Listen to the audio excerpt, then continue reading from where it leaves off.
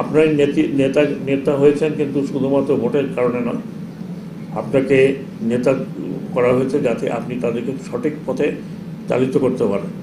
আপনি যদি বেঠিক পথে চালেন তাহলে আমাদের দেশে এখন যে অবস্থা, কমপ্লিট স্ট্রাকচার ভেঙে পড়েছে, সমস্ত ব্যবস্থা ভেঙে পড়েছে, ডিস্ট্রিক্ট ব্যবস্থা থেকে শুরু করে আপওয়ার্ড সব।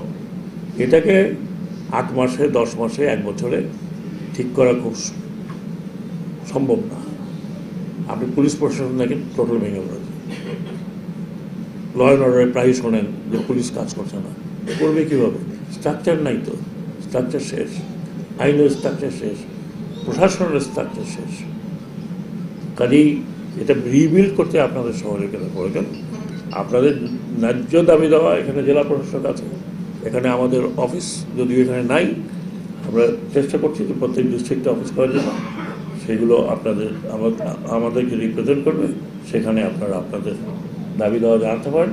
জেলা প্রশাসক যদি না শোনে তখন মন্ত্রণালয় আছে, আপনার মন্ত্রণালয়ে আমার দরজা আপনাদের জন্য খোলা।